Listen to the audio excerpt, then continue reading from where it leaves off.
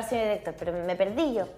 Vamos a hablar sobre las Ya, me deudas. ubiqué, me ubiqué. Es que no quiero hablar de este tema en realidad yo porque uno se siente como que, como que vamos a hablar de un tema que a uno le toca de cerca. Es que la verdad es que el tema de las deudas es bastante complicado, porque claro, uno va asumiendo a medida que va avanzando también en edad, accediendo a más responsabilidades, pero lo triste hoy día es que los jóvenes que están incluso recién saliendo de la universidad, de sus casas de estudios, ya tienen una deuda en su espalda que les puede cortar muchas posibilidades hacia adelante. Es muy cierto, vamos a hablar de deudas precisamente, pero particularmente centrándonos en lo que está ocurriendo con la denominada generación Z. Si naciste por ahí en 1996, pon atención porque probablemente este tema te toca también. Nos acompaña el abogado y director de expertos en deudas.cl, Benjamín Jordán, a quien le damos la bienvenida matinal a nuestra casa para hablar de esta materia. ¿Cómo estás? Muy bien, Luis, Camila, buenos días. Espero que sea un buen día para usted y siempre un agrado conversar por este medio.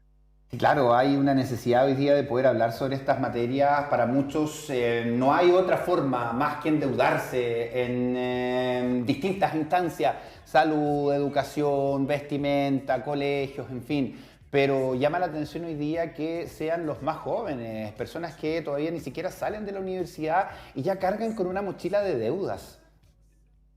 Y la verdad es que sí, pero acá es importante hacer énfasis en lo que se dice y lo que no se dice.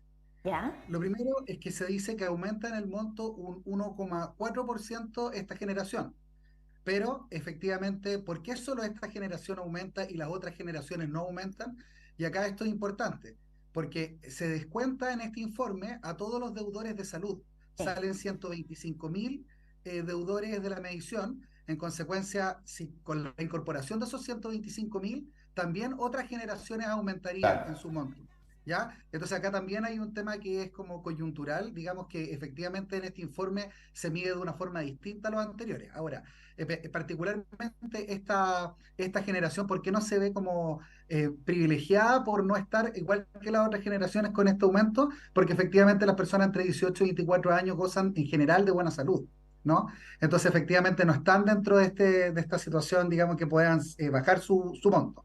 Ahora bien, es importante entender que es una generación que desde el punto de vista del universo de los deudores morosos es chica. Son 150.000 personas aproximadamente de un universo de 4 millones, ya, de deudores morosos. O sea que en general no son tantos. Y el monto tampoco es tan alto, porque en general promedio se estima que la mayoría está debiendo 330.000 pesos. O sea, tampoco tienen tanto acceso al crédito. Ahora, ¿qué es lo preocupante? Que efectivamente se endeudan y caen como inmediatamente en morosidad. O sea, como no hay este tiempo de adaptación que uno dice, mira, se peleó esta deuda y se trató de pagar y se fue para adelante. No, acá lo que pasa es que son personas que piden y después ya inmediatamente no tienen cómo pagar. Y eso es como Exacto. lo preocupante, digamos, la educación financiera que hay detrás de estos estudiantes.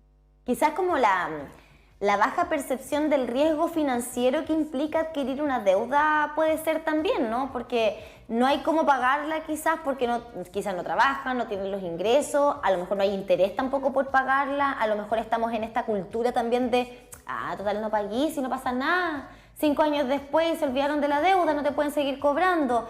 Uno lo escucha mucho, sobre todo con aquellas personas de pronto que adquirieron deudas para poder estudiar. Algunos de verdad ya derechamente dicen, sabes que yo ya no puedo seguir pagando esta deuda. O sea, es demasiado grande, son demasiados años los que me quedan por delante, tengo responsabilidades, tengo familia. Pero acá hablamos de personas jóvenes. La generación Z va desde el año 96 al 2012. O sea, son personas muy, muy jovencitas las que están endeudadas, como tú decías, con montos bajos, pero de igual manera con un nivel de morosidad alto.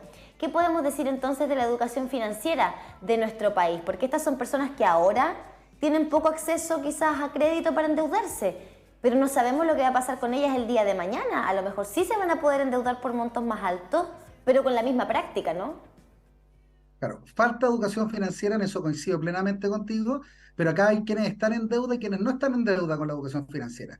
Siento yo que los que no están en deuda son las universidades, ¿Por qué no están en deuda? Porque este informe que mide la deuda morosa es de la Universidad de San Sebastián, que es una pega rigurosa al efecto, y también ustedes mostraban en la nota a la Universidad de las Américas cómo hace esfuerzos importantes por vinculación con el medio, por apoyar, por ejemplo, a las mujeres, etcétera. Entonces, efectivamente, se ve que de las universidades hay un esfuerzo importante por dar educación financiera. Donde yo siento que está la nota baja. La nota baja está en las autoridades. Y las autoridades sin tinte político. Acá no hablemos de política, sino que hablemos en general de que todas las autoridades están en deuda con esto, porque están yendo muy mal todos los diagnósticos. ¿Ya? Voy a dar algunos ejemplos concretos. Por ejemplo, se está haciendo un proyecto que se va a aprobar que es de consolidación de deuda. O sea, es decir, de que la CMF y los bancos en general tengan toda la información de las deudas de una persona. ¿Ya? Esto es totalmente contrario a la tendencia mundial de la protección de datos personales. ¿Ya? En que Chile había avanzado, tenía consagración constitucional, una ley especial, y hoy día básicamente los garantes de esa información va a ser la banca.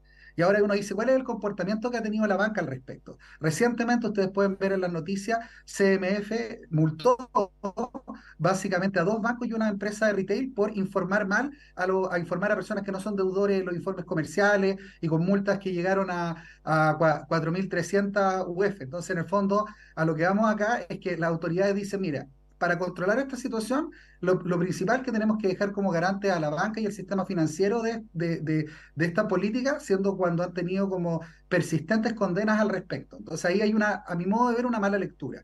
Y por otro lado, también una mala lectura respecto de qué es lo que pasa con la gente cuando se endeuda. Porque hoy día, por ejemplo, la modificación a la ley de quiebra, la ley 20.720, básicamente se estableció la posibilidad de que el deudor que se someta a esto pueda entenderse que es de mala fe, un incidente de mala fe. Y la verdad es que las personas, si se tienen que declarar en quiebra, si se tienen que defender en juicios bancarios, es porque no les alcanza ni para comer. Y esto, más que una opinión, es un hecho basado en estos informes. Voy a explicarlo. Por ejemplo, en los informes dicen que la participación de la deuda en el retail aumentó de un 40 a un 45,6%. Es decir, que cada vez más personas se están endeudando en supermercados, multitiendas, para comprar ropa o para comprar comida, digamos.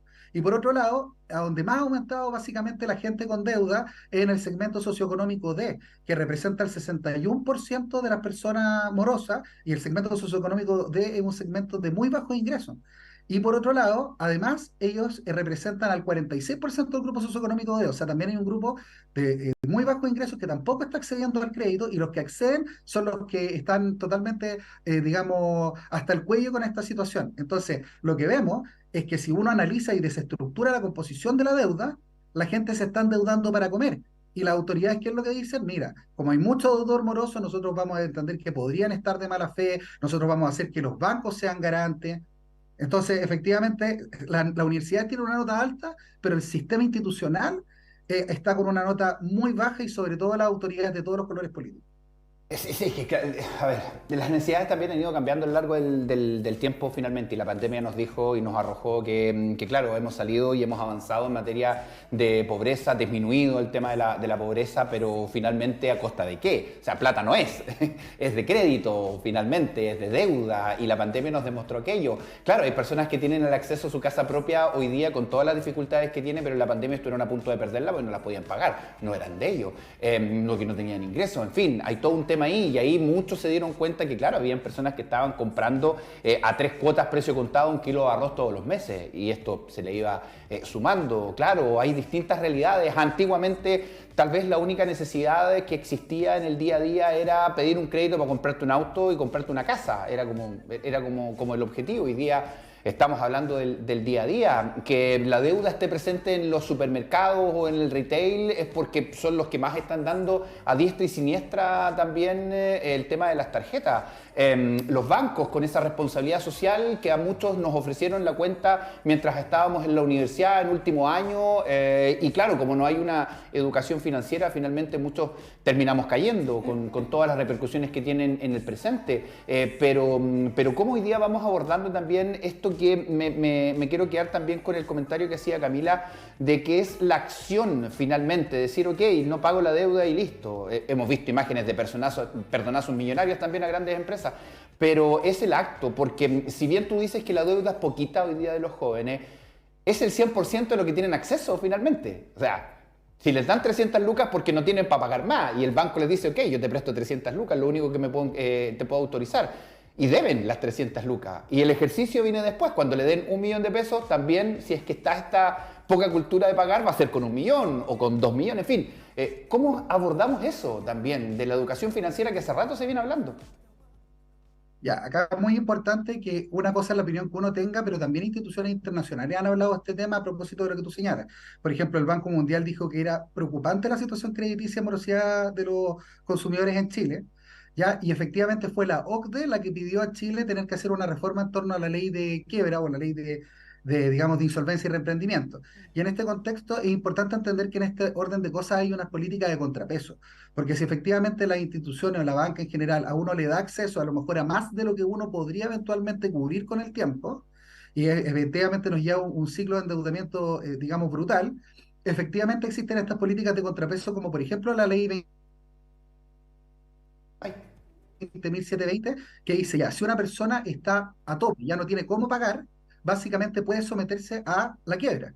Y esta liquidación simplificada, uno entrega todos sus bienes para extinguir todas sus deudas. Entonces, si es que efectivamente a una persona le dan un crédito tan, digamos, descriteriado, de que es totalmente excesivo y la persona se ve totalmente ahogada sin ninguna posibilidad de poder salir de ella, para la banca siempre está el riesgo de la quiebra.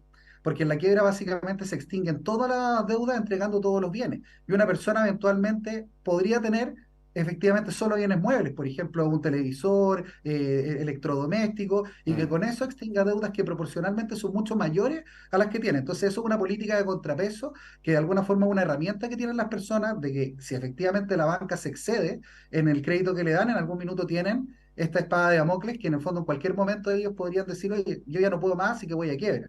¿No? Esa es una situación. También hay otros procedimientos de esta ley que son muy útiles. Por ejemplo, el de renegociación. El de renegociaciones ante la Superintendencia de Insolvencia y Reemprendimiento, en donde ellos, como órgano facilitador, busca términos de acuerdo para acceder a mejores cuotas, a un mejor acuerdo entre las partes. Ya, ahí yo creo que igual en todo caso existe una deuda en la institucionalidad en el sentido de que la superintendencia es un órgano facilitador. Todavía en ese término no puede obligar a los acreedores a asumir ese acuerdo, ¿no? Y en el ámbito de la empresa está la reorganización. La reorganización hoy día, después de la reforma de la ley, de la última reforma a la ley de quiebra, básicamente se ha permitido con mayor facilidad reorganizar y con esto, si es un procedimiento judicial y si lo aceptan los acreedores, luego el cumplimiento del acuerdo obligatorio, y eso puede hacer que empresas tomen aire. Recordemos que ahora en septiembre ha aumentado un 18% las quiebras de empresas y lo que es preocupante también es que efectivamente hoy día ya no están quebrando empresas, digamos, solamente pymes o MIPES, sino que también estamos viendo a empresas importantes como Polpaico, que está en una situación complicada, digamos, en constructores inmobiliarias importantes también, que se han visto mermadas y sometidas a este tipo de procedimientos, de manera que efectivamente el diagnóstico que tú haces es importante, pero es importante estas reformas legales que le dan un contrapeso. O sea, si es tanto el crédito que tú me das indiscriminadamente que yo no puedo cubrir, ojo, que siempre puede existir la quiebra que digamos, un riesgo que tiene el acreedor que es excesivo en estos créditos que no tienen, digamos, correlación. Ahora, Benjamín, bueno, estamos hablando, ¿cierto?, de este informe que realiza Equifax y la Universidad San Sebastián, que nos da cuenta de las deudas, particularmente del segmento joven, ¿no?, de aquellas personas entre 18 y 26 años. Hay jóvenes de 18 años que ya están endeudados por montos bajitos, decíamos, ¿cierto?, son 100.000 pesos y fracción, quizás como el promedio de la deuda de estos jóvenes, pero lamentablemente, y esto también es algo que recoge este informe, son personas que pertenecen a los estratos C3 y D, estratos socioeconómicos, o sea, de bajos ingresos también, de familias de bajos ingresos. Entonces aquí también hay una suerte de análisis más bien social, si se quiere, más allá del ámbito únicamente económico, que tiene que ver con la eternización quizás de pobreza o de situaciones económicas que no son muy favorables, ¿no? O sea, si nos estamos endeudando a los 18 años porque vivimos en un contexto familiar además de pocos o bajos ingresos, ¿qué pasa con estas personas, en el fondo con estos jóvenes a futuro? ¿Cómo enfrentan también el mundo laboral, ya teniendo que pagar gran parte de su sueldo, de sus ingresos, que quizás tampoco van a ser tan altos al igual que los de su familia y que tengan que irse a pagar o saldar deudas el día de mañana? Entonces ahí tenemos este círculo vicioso, ¿no? que lamentablemente no se termina nunca, que es el círculo de la pobreza muchas veces. Bueno, afortunadamente en algunos casos sí se termina, pero en otros no, y lo hemos visto. Claro, acá hay que distinguir generaciones, ¿ah? Porque esta generación, digamos, que estamos analizando es una generación que pidió créditos bajos o montos bajos y no puede pagarlos como inmediatamente. Ese es el problema, ¿no? Ujú. En otras generaciones, el problema que se ha dado, digamos, es que son hechos contingentes los que les llevan a este endeudamiento. Lo que a nosotros nos ha tocado ver en expertoendeudas.cl es que normalmente las personas, por hechos contingentes, caen en endeudamiento. No es que la persona no haya estimado cuánto podía pagar, sino que Ya. perdió el empleo, bajaron sus remuneraciones, Algo digamos, pasó. un familiar se enfermó y algo pasó. ¿Ya? En consecuencia, lo preocupante de esta nueva generación es que a corto capaz de prever que no va a poder pagar. Claro. Eso es lo preocupante, por más que el monto sea bajo, pero en las otras generaciones pasan hechos contingentes. Y en este análisis macro que tú me invitas a hacer, yo quisiera ya dar una opinión más personal, que tiene que ver con que a principios de año Clape José había dicho que la desocupación podía llegar este año al 10%. Se les dijo que era una exageración tremenda. Y la verdad es que ya vamos en un 9% de desocupación. Y en esto es importante porque ¿cuál es el futuro que le espera a estos jóvenes? Un futuro en que cada vez aumenta más la desocupación. Y la pregunta es, ¿por qué está ocurriendo esto? Esto tiene, digamos, varias materias. Primero, es que se ha instalado un discurso que a mi modo de ver no es verdadero, y es que cuando hablamos de subirle el impuesto a las empresas, todo el mundo piensa que se está hablando de empresas grandes, se está hablando de empresas gigantes que tienen un colchón financiero tremendo. Y según los datos del Ministerio de Economía, solamente el 3,1% de las empresas es grande. Solo el 3,1% de las empresas son grandes. Entonces, hoy día se han hecho esfuerzos tributarios por subirle la carga a las empresas y esto ha implicado, se decía, esto o se va a trasladar a precio por inflación o va a tener una merma en desocupación. Y en esto Clape José fue súper, digamos, visionario en entender de que el problema no se iba a dar tanto en la inflación, sino que se iba a dar en la desocupación. Y efectivamente, por dar un ejemplo concreto, en el tiempo de pandemia, diciembre del 2021, la desocupación estaba en un 7,2%. Y hoy día, post pandemia, ya no en pandemia, digamos, estamos en un 9%. Entonces, cuando se instala el discurso de que nosotros estamos viviendo hoy día las réplicas de la pandemia y por eso está aumentando la desocupación, eso es falso. Porque en pandemia estuvimos en una mucho mejor situación laboral que hoy día. ¿Ya? Entonces se está tomando decisiones que no son correctas.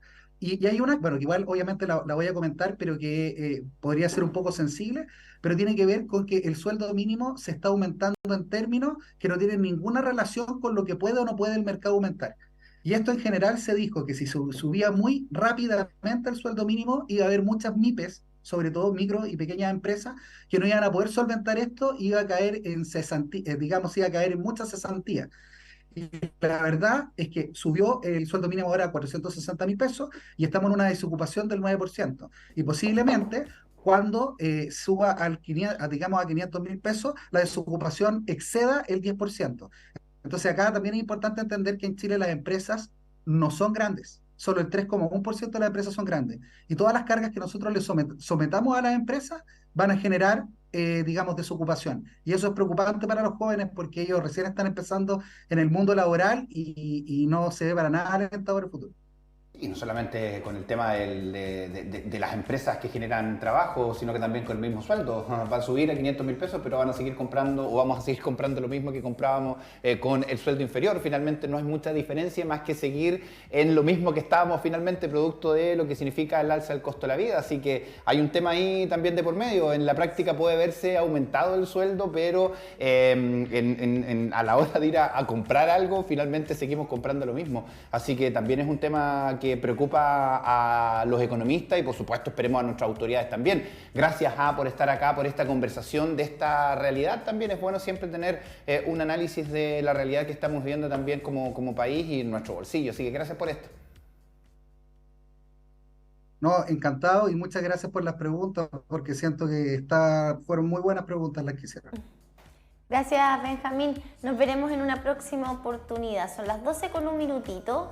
No se ha despejado nada el día, pero sí ha subido un poquito la temperatura. Sí. Según nuestro termómetro ya estamos en 15 grados Mira, 16, cambió justo. El pielómetro también indica que ha subido un poquitito. De 17 de máxima que vamos a alcanzar en esta jornada acá en la región del Biobío. Nos vamos a separar brevemente en una pausa comercial, la última ya de este día miércoles, y ya volvemos. Última.